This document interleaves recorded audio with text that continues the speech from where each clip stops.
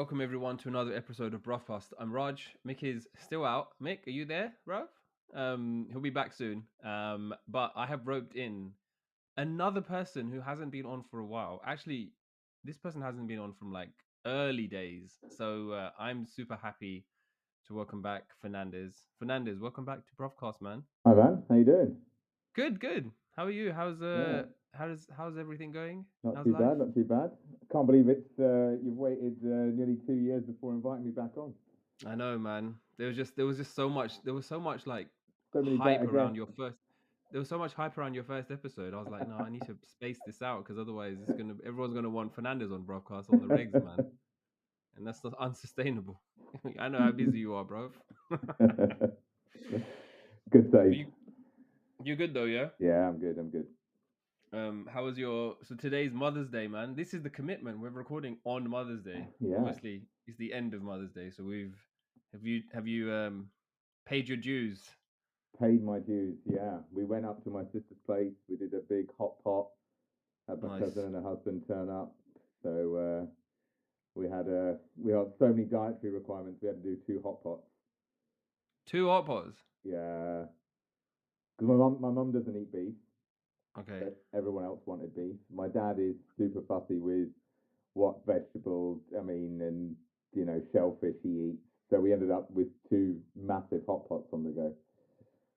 Not very environmentally friendly, but lots of variety. It's good. Why don't you? What do you mean you have two hot pots on the go? We had one for like veggie and seafood, and one for meat. Oh, okay. Yeah, Everyone had a good time. yeah, it's good. Just before we were recording, you were telling me that there was a funny story with your mum. My mum shared a funny story a few days ago. Actually, yeah, she's she's quite the character. She walks a lot in Milton Keynes, where she lives. And one day she was walking through, these kind of underpasses. There's quite a few of them in Milton Keynes, and they're a little bit shady. There's often like sort of broken glass and like heroin needles and stuff lying around. Lovely. But she's pretty brave, and she walks through these places.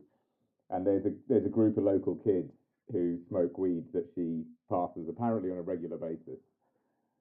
And one day, she was walking past and she was eating some kind of Indian leaf thing. I don't. Fun. No. It's not that. It's not that. It's kind of like a massive mint leaf, but it doesn't really taste of mint. Anyway, she was walking along, chewing it, and these guys, you know, they said hi Thought she to her. was chewing I ganja. don't know. I don't know what it was, and so some herbal thing. It's supposed to be good for your health or whatever. They said hi to her, and she said hi back. She's very friendly, right? So they said, "What are you eating?" And she walked over to them and she showed them, and then she tried to convince them all to have some. She said, "It's really good for your breathing. It's really good for your chest. You guys always smoking. You know, this will be really good for you." And she started doling out these leaves to these kids. And I don't. In her mind, she thinks drug dealers and pot smokers are the same people. She thinks dealers and smokers are the complete same people. Okay. So she was doing a good deed, and she gave him these leads. She had to convince one of the guys quite a lot, but she had to eat one herself in front of him to convince him to have one. And he had one. And he had one, yeah. Two of the three had one apparently. So she's doing a It's good a deed, good man. deed. I mean, would you if a gang of kids that were smoking weed said hi to you, I would not even look at them, mate. I won't go I near would them. quick step I would not go near as them. fast as possible Down a without tunnel, making eye bro. contact. Down a tunnel, a Yeah, group of kids, yeah, high, yeah, saying what's up to me. Nah, bro. yeah, yeah. I'm So not staying for that. what can I say? It's got bigger balls than both of us. That's mad, man. Mm. So then, wait, hold on. Did she deplete her stock? There's a massive plant growing in the house. I've tried it. I want to know what this is now. I'll find out the name. But even if I knew the name, I'll only know the Tamil name, and then it won't make any sense. But I bet Rochelle knows. I bet Rochelle knows No, like she the didn't. She name of didn't. it in like Yeah. 7 different languages. Yeah, she probably does. Yeah, she probably does. You can't even do it in one. Nah, the leaf It's a green leaf. is a green leaf. Is a green leaf that's kind of maybe from the mint family. I don't know. Yeah. So I have a question for you All right. that's come in from our listeners. Okay. So this one is a question which I'm interested in hearing your answer to, because this one came in on anonymous, so I don't know who sent it in. Okay. But I'm gonna say it, and then I want to hear what you have to respond to it. Don't get nervous, yeah. It's not like a test, bro. I know how questions work, mate.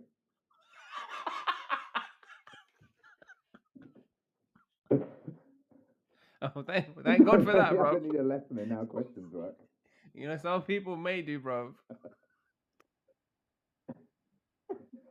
So you say some words, and then what happens after that? Do I answer your question with? Okay, but that's how my dad operates. He won't answer. He won't answer a question. Yeah. He'll answer a question with another question. Yeah, my dad answers every question. What? No matter what the question. What?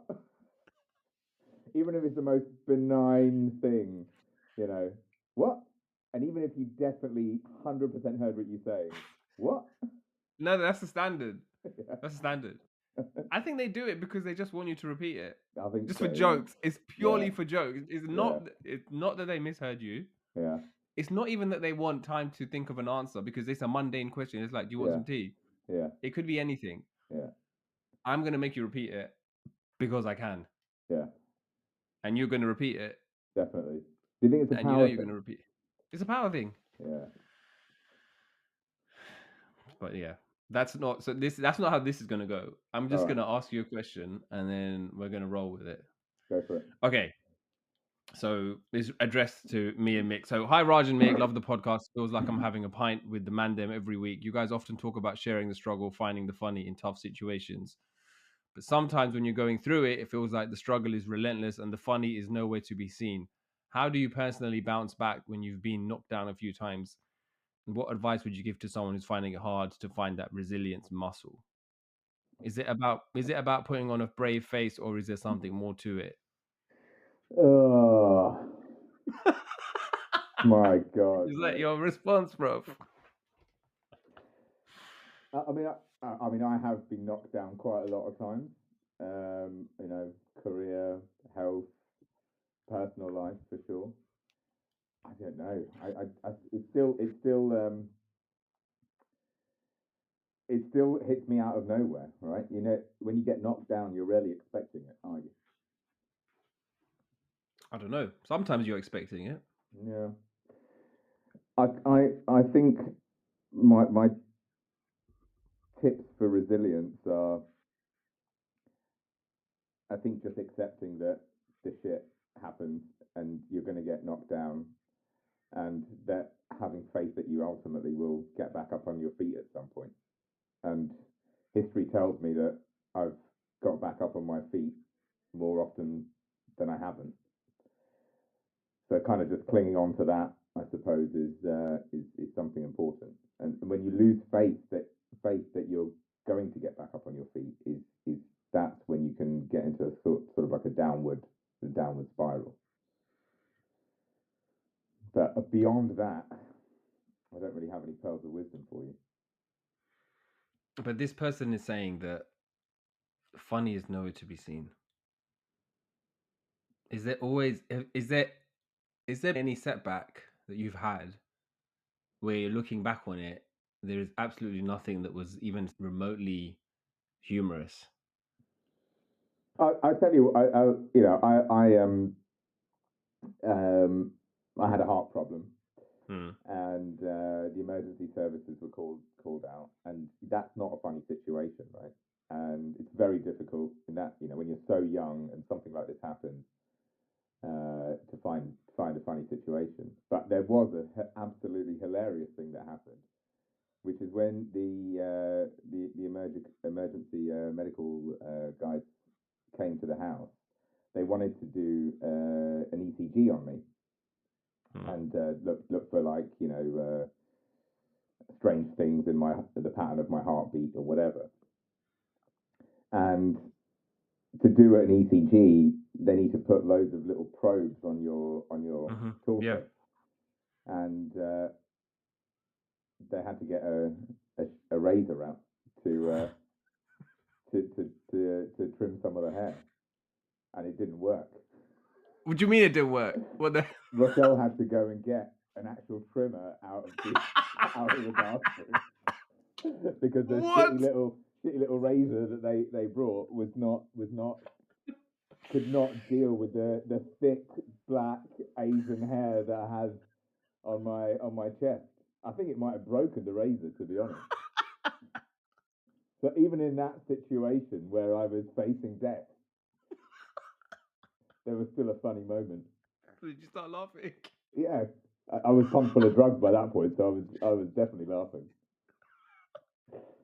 She had to get like an industrial trimmer, like the Like a the ones lawnmower. they use in like black barbershops, like the Yeah, really yeah. hardcore motor on them. Yeah, You have to plug it in. You can't. It's not those yeah. cordless There's no ones. wireless stuff. Yeah, no, yeah. And my hair's not even as thick as yours. I know, bro. Bro, if they came to me, yeah, they'll be like, we're gonna have to find another. We're gonna have to put something on his head. Yeah. There's no hair there, Yeah. bro. So that's the place to put Yeah. it.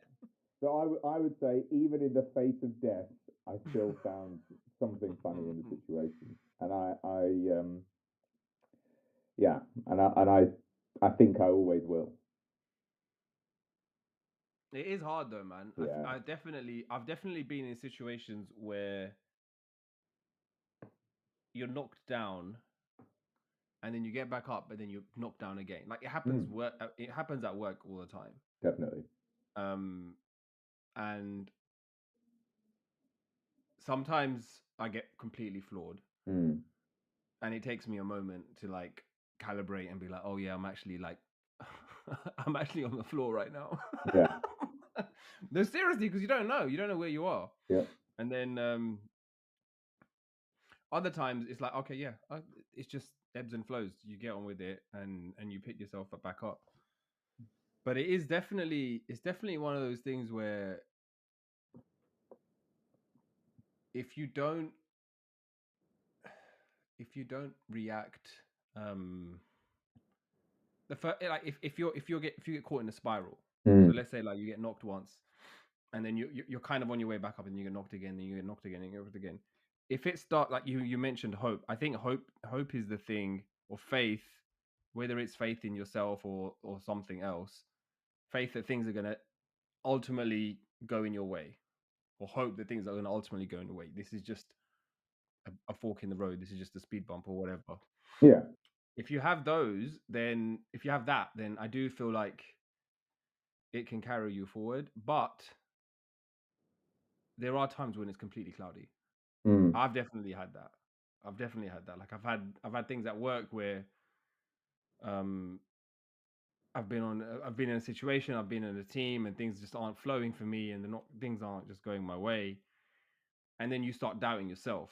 And Yeah. then you start then the moment you start doubting yourself, imposter syndrome, confident, all of those things start to creep in.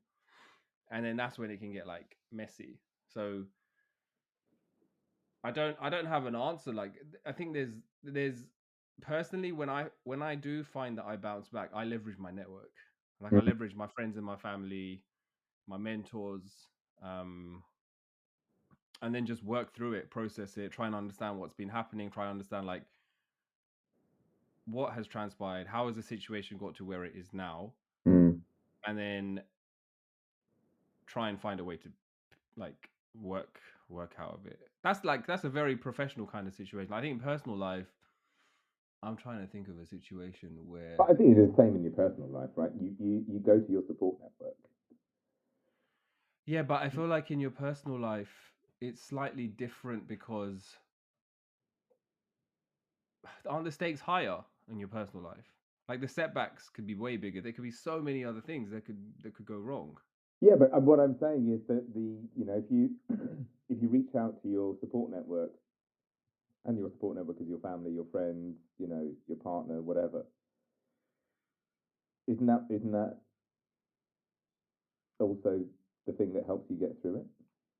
Or do you tend to? I mean, I know I sometimes the immediate reaction is to close up, right, and build a bit of build a bit of a wall around yourself. But that lasts a few days or a week, and then you start thinking, who can I lean on here? Who can I talk to? Who can pick me up again? You know.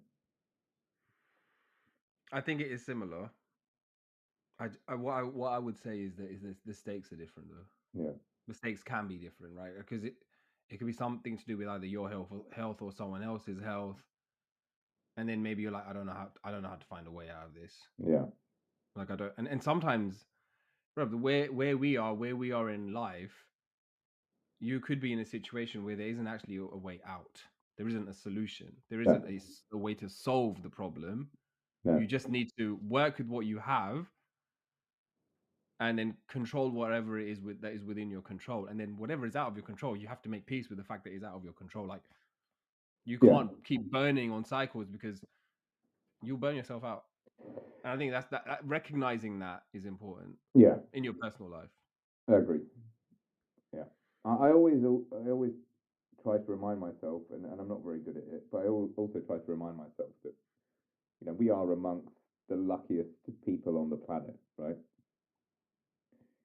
In terms of the opportunities that we've had, the opportunities that we're likely to have, the friends and family that we have around us, the level of comfort that we live in. So even if it is a situation where, you know, you're on your deathbed, you're going to get the best care. You know, and if it's a family member that's having a health problem, they're going to get the best care. And it's very difficult to feel like the whole world is against you, or that you're the unluckiest person in the world when, you know, the chips are down. But it's often not the case. That's true, bro. It's true, man. I feel like I know that sounds quite profound, but in the moment, it's difficult to think like that. That's the thing, though, isn't it? All of these things in the moment, because you're blinded in the moment. The emotion clouds the rationality. You can't really see what's going on. But I do feel like there's always humor, man. Yeah. There's always going to be some, and you know what it is. You might not even pay attention to it in that moment. Like you might just disregard it, and then it's kind of like gone. And then maybe when you're recalling it later on, you're like, oh my God, that was so weird. Or it was so funny. It was so strange that happened. Yeah. For me, it's always at funerals, bro. Because funerals it's the highest it's the highest stakes, bro. It's the highest amount of the saddest emotion that you're gonna have, bro. Yeah. Someone has gone. Someone has gone, bro. They're not coming back. Yeah. I had a funeral. I don't think I've told this story. I had a funeral that I went to. This was recently. And it was a close family member. So I was really sad about it. Like definitely felt it because it was someone who I really looked up to as an uncle. I really respected, someone who like I used to speak to, and like he went like he passed away quite young. And then me and him had a really good relationship. So when it came to the funeral, I was asked to be one of the pallbearers. So, bro, I've never done this before. I've never ever done it before. Yeah. So it's in your head. Yeah. You see, it's one of those things. You see people do it, and you're like, oh yeah, okay. You just like lift them up, and then you put them on your shoulders, and then you go in. But obviously, you don't want to be messing up in this situation. You don't want to be like buckling. What do you do? So basically, I was told that I was going to be doing this, and it's an honor, right? Yeah. Like it's the last few moments that the person's going to be having. So they were explaining, bruv, and then in my head I was like, my mind goes, bruv. Yeah, I don't know what, I've got a clown just slapping cymbals, bruv, in his head. Yeah, I wasn't following the situation. They were like, oh, we're gonna do this, and then this is gonna be the formation. So we're gonna have you three over here, and then we're gonna have you three over there. And then I was like, okay, fine. So 3 and 3, 6. Okay, so I was like, cool. So then everyone goes into the procession. And then they wait to now like for the casket to come out. So he's like, okay, 3 and 3 stand here. Some other random person took my spot, bruv. So now it's 3 on 4, bruv. The formation is wonky, bruv. Yeah, and I'm the wonky one now. I'm on the fucking sidelines, bruv. Yeah. Okay. So it just looked like you were someone trying to join in the party. You were gate crashing the pallbearers. Bruv, basically, I was like, well, I've been asked to do this. I can't not turn up. Like, if the family sees that I'm not there, they're gonna be like, what? Why did you not do it? But who was the gate crasher? I don't even know this guy, bruv. I'm gonna be straight. I'd ask my uncle. I was like, why did this guy just jump in, man? Who is he? Obviously, if everyone's been told, you're told before, yeah, they're not gonna make a mistake. They know it's six people. Somehow this number inflated to 7. So basically, I'm now on the edge, and there's three guys on my right. So then they lift up the casket, right? And it's on the shoulders. It's on all of their shoulders. And then I try and wedge myself behind the three rubbish. And I was like, there was no space. So then I stand behind and put 2 hands on the back, bro. And I was like, this just looks so wrong. And then I was like, no, I can't do that. So then, bro, all of this happened within split seconds before we going inside. Man. I was doing all of this, like doing these remixes, and then I was like, I'm just gonna go on the left. I'm gonna stay on the left. I'm gonna go on the left. I'm just gonna hold from the left. So you switched sides. I switched sides, man, because there was no. So one side there was the men were larger, bruv, yeah, and then the other side they weren't as large. So I was like, well, I've got space that I can just like smoothly go inside.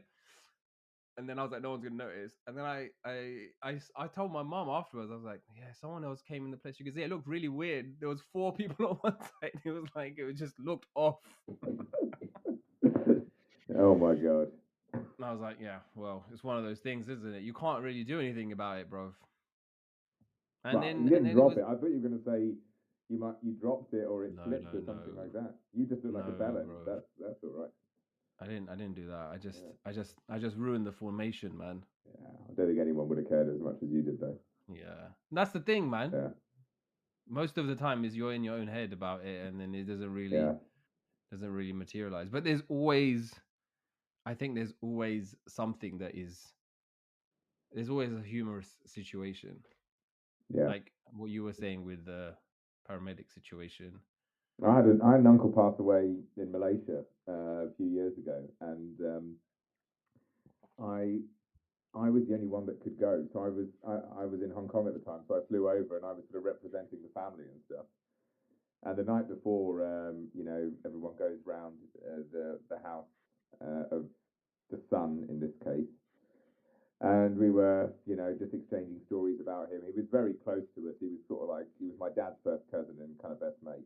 So, loads of hilarious stories, a lot of drinks flowing. Oh, God. And I somehow got tasked with the kids to put together these memorial booklets that they would then be handed out in church the next day for the actual funeral. So I set up like a little sort of sweatshop line of like kids just folding booklets. And I stapled them at the end. But we did this on a grand piano. And there was a kind of like a cloth on the top of this beautiful, grand piano. Anyway, we did it. Then someone took the cloth off, and there were staple holes all over this piano. Oh, because you were slapping down on the staple. Slapping down on it, and I was like, uh-oh. I just sort of disappeared to the side, and I was like, oh, these kids. Oh my God. These kids. So no one found out in that moment. Obvious. It was really obvious. That's thousands of pounds of damage to probably a family heirloom. Oh my God, bro. Yeah, so that wasn't great. Funny in hindsight, but Was that the extent of your participation? Yes, I didn't. I don't think there was pallbearer. There might have been, but I wasn't a pallbearer. Hmm. Yeah. You just went in to demolish their furniture with Yeah, kids. just like those probably. It's very different from another funeral where a close friend of mine passed away, and the funeral happened in Vietnam, and we were sort of in charge of organising it, me and his friend, because he didn't have any family members there.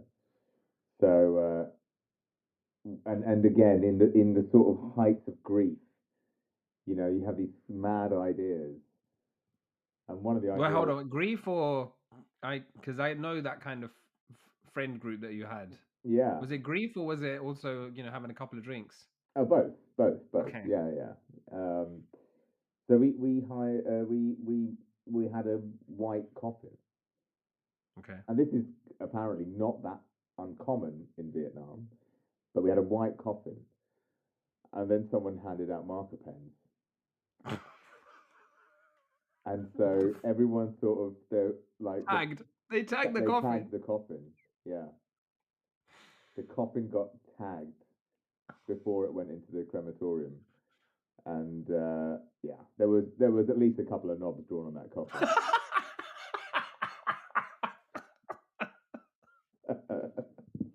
He would have loved it. He would have loved it. You gotta respect their wishes, You man. got it. You You got know it. what you gotta You do. got it. What the person would He would have. find. He would have absolutely loved it. Yeah. Yeah. A white coffin with cocks on it Yeah. in the crematorium. Yeah. Was anyone taking pictures? Oh yeah, photos, videos. We were all standing around this coffin, holding hands, singing an Oasis song while before it's covered in knobs, tags, all sorts of shit. Some very beautiful messages as well. Just I thought you were gonna say some very beautiful knobs. I mean, how beautiful. I mean, can you describe I mean, a you could drawing do of a it. You coffin could do beautiful? like Yeah, maybe. a very Yeah. ornate, anatomical And it's representation, very bro. emotional. Everyone was in tears. It was quite the juxtaposition. That's definitely something I've never heard. No, I don't think that I'll ever experience a funeral like that again. Yeah, that's crazy. But this is it, man. I think it's important. It's important to find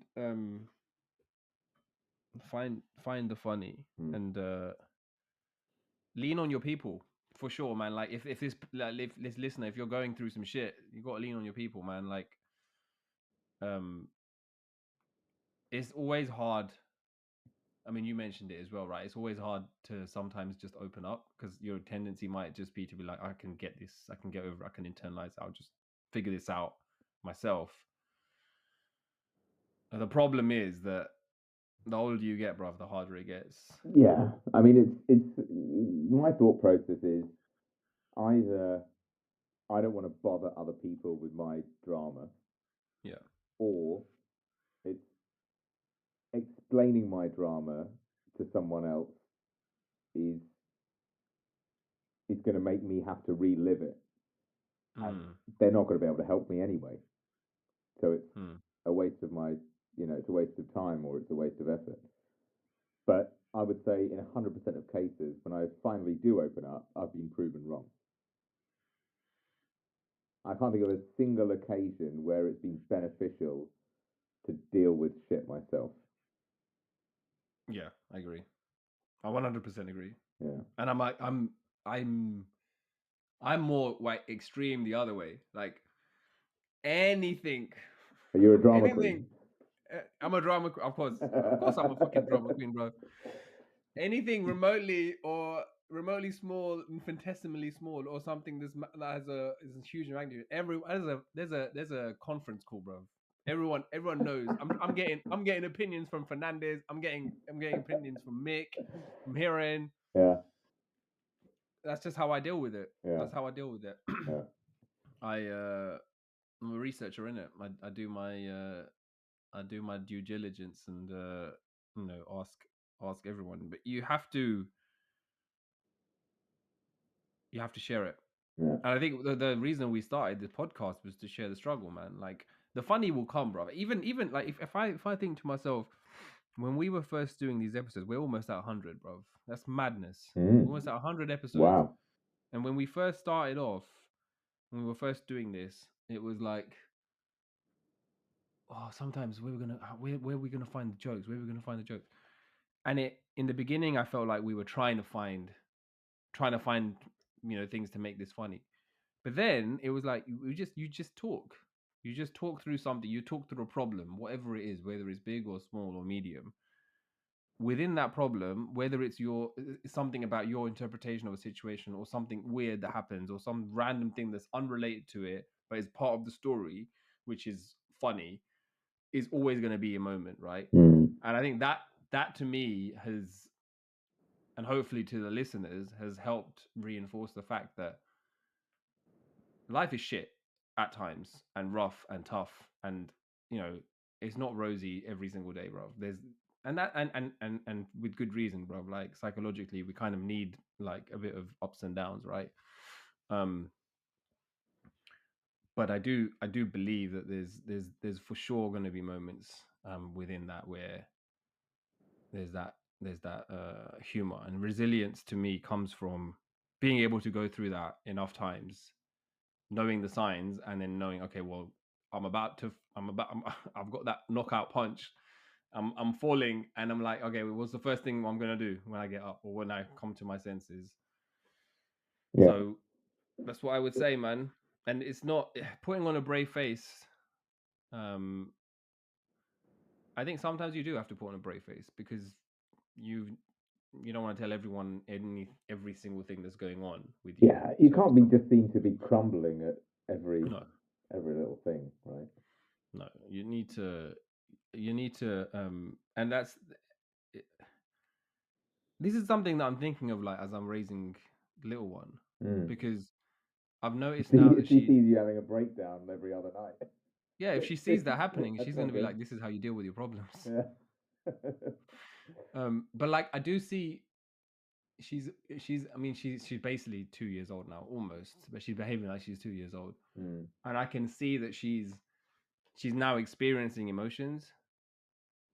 Like earlier on, it was pretty much all positive emotions, Mm. but now she's understanding independence. She's Mm. understanding that she has independence, that she has a level or degree of autonomy. Mm. And when you challenge that and you take that away from her, she's now is feeling um resistance. She resists it. Yeah. And then because of that, she's feeling angry, she's feeling emotional, and she doesn't know what to do with that. And she gets so angry, like Yeah. so angry, bro. So like she just screams. And What's she your doesn't know relationship like with authority? how. I I tend to not always follow the rules. Mm. I don't really feel like I've always followed the rules. And I think because of that, I've ended up doing what I'm doing. Mm. Um, so my relationship with authority is I respect it, but I don't obey it. Mm. Um, and maybe she's gonna be the same, bro. Maybe No, she's gonna be the same. I respect what you're that saying, wasn't a Dan. leading question. What's your relationship with authority? I mean, I generally resent it, I think. But it depends in what context. I often find that the people that are in authority shouldn't be in authority, shouldn't have authority. Hmm. And I think that really, I find that like very frustrating. Hmm. Um, but I think ultimately, I do respect it. Can you respect and resent something at the same time? I mean, you can do what you're told and be angry about it. Yeah, So that sounds I about guess you right. can. That sounds I about guess, right. Yeah. yeah, I guess you can. But you don't always do what you're told. Who, me? Oh God, Yeah, no. Yeah. yeah. Mm. Yeah. I don't always do what I'm told. But that's your character, though, isn't it? It's just like everyone's character is different. Mm. I think you need a balance. If you're working in a team, you need some people that are gonna have that, and some people that are gonna, you know, balance that out, or you'll have recklessness Yeah. on the streets, on the streets of South.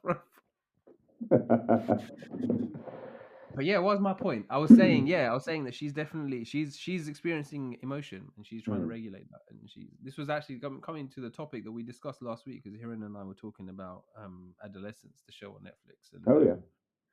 we were just talking about how it's just shining a light on young men in particular and their inability to regulate emotions and what the consequences that is happening. But yeah, damn, this person's rolling out some deep questions, bruv.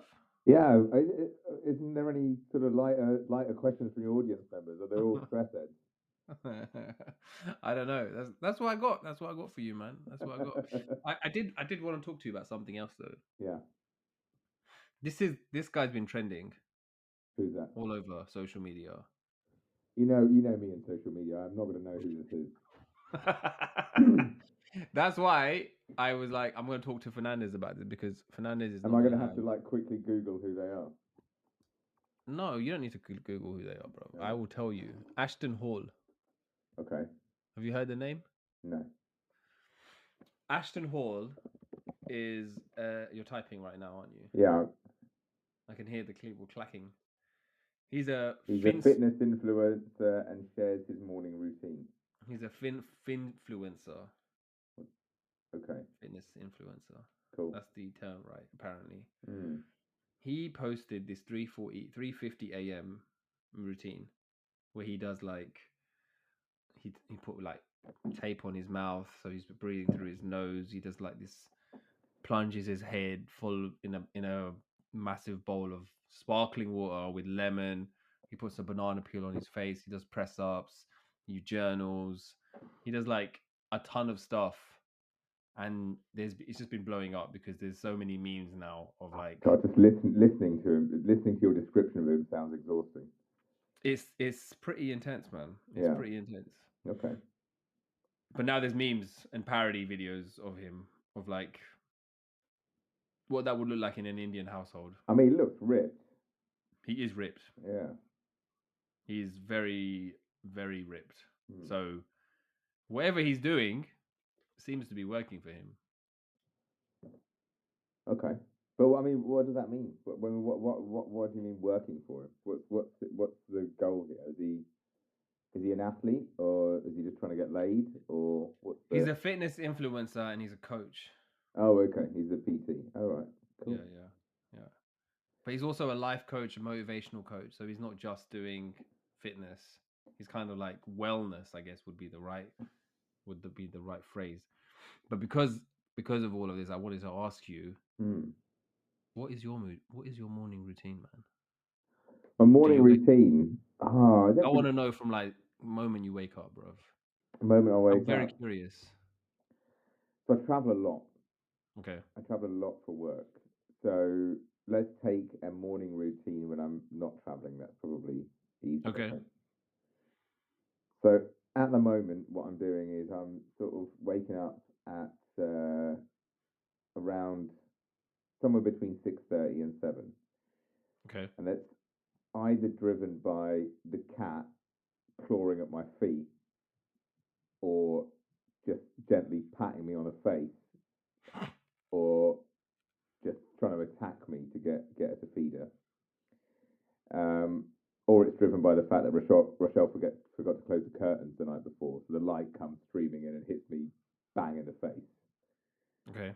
And then I am going to a spin class.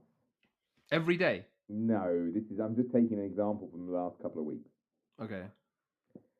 And the reason for that is because I've done something to my shoulder. Okay.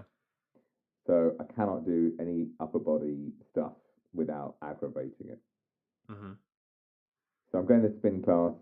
I'm mainly going just so that I deserve to sit in the sauna for 15 minutes afterwards. That's fair. That's kind of like the payoff here. Yeah.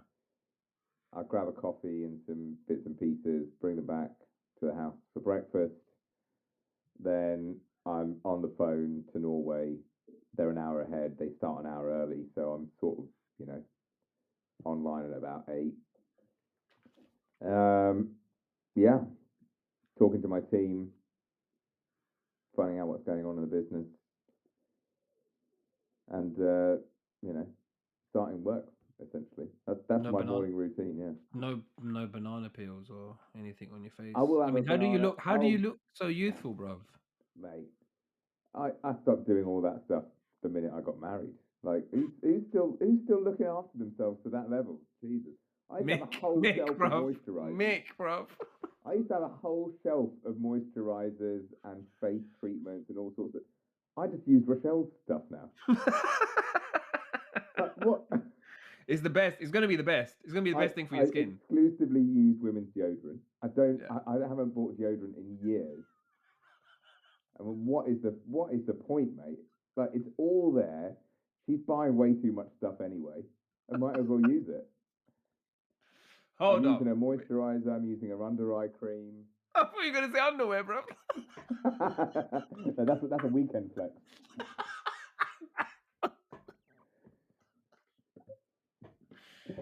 Oh, but you but you are doing things to your face. Yeah, then. yeah, I am. Yeah, I'm doing things to my face. Yeah, definitely. All right, okay, so Oh, you want to know that level of detail? of course, bruv, this is your bruv. This guy had a camera recording every step of his process. So I'm deep diving here, bruv. I want to understand. Okay. So if we rewind back to the beginning, right? Let's go. The Let's go cat back. slapped me in the face. Slaps you in the face. I'm out of bed.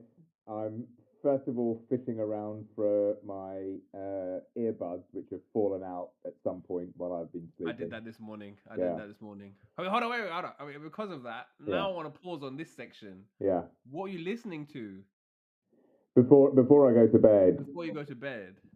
So recently, I've gotten into this new. It's not a new podcast. It's new for me, but it's Joe Marler's "People Do Things" or something like that.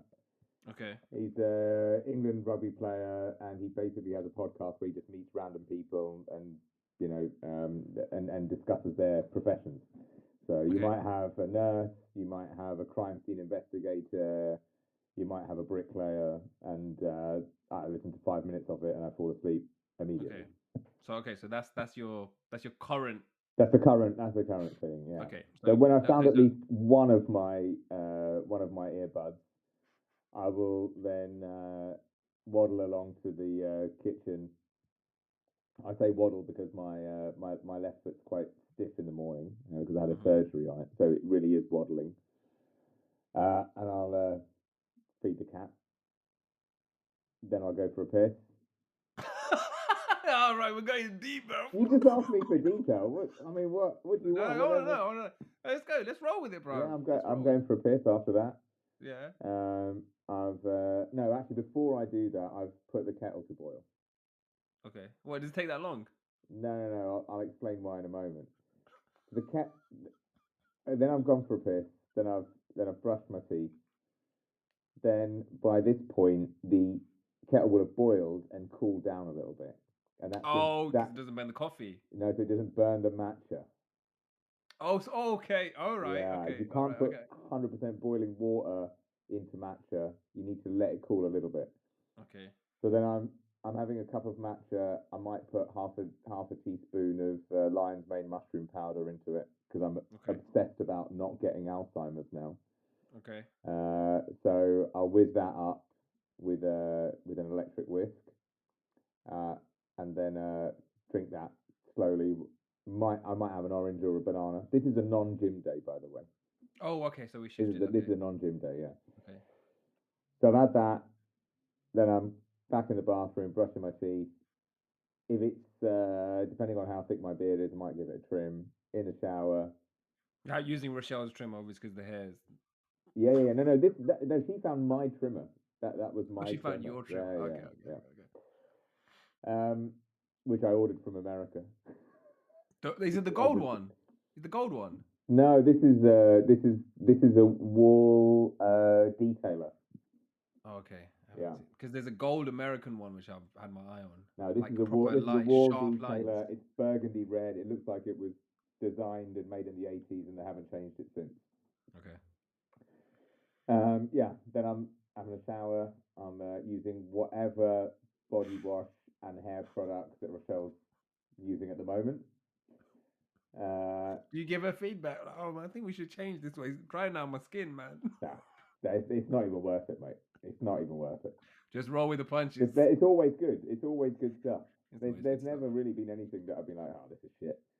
Okay. It's always been good. Then I'm using some kind of the face wash is the bit that I'm rotating a little bit. Okay. And then Then the under eye cream. Is it cream or under eye gel? It's the one that I'm using at the moment is smells of orange. Okay. Yeah. Interesting. Yeah. Then I'm doing my hair. I don't know what that feels like for a long time, bro. So Yeah. I mean, it's a blow dryer and brush job. okay. And then I'm frantically ironing a shirt and sorting myself out to go to the office or work from home, depending on what kind of day it is. But if you're working from home, do you wear a shirt just top half? And very rarely. I mean, I work for a startup, so I'm probably just a t-shirt or a collared shirt, but like a polo shirt, but never a formal shirt. I'm never wearing a formal shirt at home just for the camera. Okay. So it's pretty. Oh, but what? But then, female deodorant, yeah. Yeah. So the one that I'm using at the moment, again, is Rochelle's. It's a Mitchum roll-on deodorant. Okay. Great. But you're both using the roll-on. Is she okay with that, bruv? Yeah, I'm sure she's fine with it. Yeah. Is this going to be the time that she realizes I'm running through this deodorant real quick? Deodorant. So I'm going to deodorant so quickly. No, she knows. She tries sometimes, if she knows I like something, she tries to buy 2 of them. But you still use hers? Yeah. It's not like a roll on with the ball on. Not like the one that like gets hairs stuck in it. It's not one of those ones. Okay. It's the It's gel got the one. little hole. Yeah, it's a gel one. Yeah. Okay. Yeah. Shout out to Mitchum deodorant. Shout out. Yeah. They ain't sponsoring us, but fuck it. We'll give you a shout out. Wouldn't that be great if the first sponsor for your podcast was women's Mitchum deodorant? We have a lot of women listeners, man, so they would appreciate it. There's an audience here, bro. So right. Why not? But yeah, man, he's got 10 million followers. This guy, Ashton Hall, and I'm sure he just bumped up a couple of those million over the past week.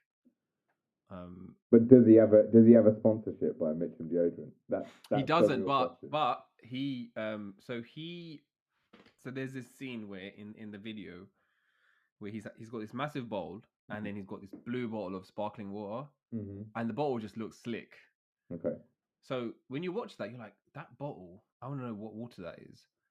That water is called Saratoga sparkling water, which is from some like upstate New York, I think. Yeah, Saratoga. It was not an official partnership. It was not a sponsorship. He received nothing for it. But that company's stock price bumped 6% after that video. Wow. 6%, bro. Nice. And he got nothing for it. Absolutely nothing. So he was an accidental influencer for the brand. Wow. So he wasn't really promoting any brand. But I'm sure there's people that are now buying those things that you can, because that's the thing. I just think that like the discipline is the thing that I can't deal with, right? My lifestyle is not regular enough to have any kind of discipline. I mean, you're traveling all the time. Yeah, so exactly. I'm traveling way too much, and there's no routine really. But what you've described seems that could flex though. Yeah. And the spin classes, obviously, on days when you can That's do kind of it. a more of a that's more of a recent thing. That's just because of this shoulder thing. I've been forced into it. It's my only form of exercise. Spin class is good, man. I do spin every Tuesday. Yeah, good. I want to do the boom cycle where they have like the hip hop tracks. Yeah, ours is very It's a soul dancey. cycle. It's Yeah. very dancey. Yeah, no. But I feel like if I was doing spin and they started playing garage, my bike will start moving, bro. that sounds like a gap in the market, mate. You know what? We should do that. Yeah. What I do you do call feel it? like there needs to be like proper old, like a, you know how there's this whole like this new hype. Well, it's not a new hype, but there's this bigger hype of like going to see a specific DJ. And now you have DJs of basically every single genre, but the DJs who you go and see, and you basically circle the DJ when you go to the club or whatever. Yeah. It wasn't really as much like that as when we were like going out and stuff. Yeah. But I think that's going to be the next thing where you go to a fitness class and that is what your participate. There's a big DJ there, which they do have now, man. I'm pretty sure I'm describing Soul Cycle. Yeah. I mean, I think a garage themed spin class. But you That would used be to DJ, great. man. Why don't you you used to DJ back in the day? I mean, that is a very loose term, right? I had But you did though, right? You had decks. I had decks. I had a lot of garage on vinyl. I didn't do a single gig. I think I So did wait, what someone's did you DJ birthday. then? I think I did a set at someone's birthday party once. Um, but yeah, that was about it. But if there was an opportunity to do a garage themed spin class, what would we call it? Bruv class. Nah, that's bollocks. What do you mean it's bollocks? It's the brand. It's on brand, man. It'd have to be more inclusive. Bruv class wouldn't work. Yeah. DJ Spinny. Could call it DJ Spinny. That's pretty good. Yeah. I'm sure that exists. Yeah. But you could get your decks out, and But we could. it would have to be Spoonie doing it. Who's Spoonie? DJ Spoonie. Oh my god. What planet are you on, mate? The name rings a bell. This is the only garage DJ worth. But what about DJ Luck and MC Neat? What about DJ like an EZ? MC Need. I got them when they were cheap. Oh yeah, bruv. That was your 30th, right? Yeah. And you forgot a wire, and then they weren't able to play anything. No. What happened, bruv? I want to remind myself what happened that night. So it was your 30th. It was a big hype. You hired out this place. Yeah. And we're like, oh my god, surprise DJs, DJ Luck and MC Neat up in the joint. Yeah. And they rocked and up. They sent us a rider, or they sent the venue a rider, which the venue sort of basically ignored. What's the rider? A rider is like when an artist gives you a list of stuff that they expect to see at the venue. Right. And it was quite a long list of mostly just nonsense stuff. Like Saratoga water. Yeah, we want some water. We want some mineral water. We want, whatever, right? But there's sort of two things on it which the venue didn't provide that we then had to scramble. One of them was a bottle of Jack Daniels, which was kind of easily solvable. The other one was a fucking microphone. Oh, that was it. And so DJ Luck is doing his thing, and MC Neat is just like milling about on the side because no one bothered getting a microphone sorted. He looked so depressed. I felt so bad.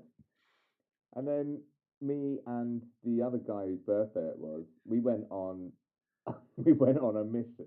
I went on a mission as well. I went the other direction. I went on the other direction. I was trying to find a Dixon's, bro. We went on an orienteering mission around West London, trying to find anywhere that would lend us a microphone. Just so that, MC Neat didn't feel left out.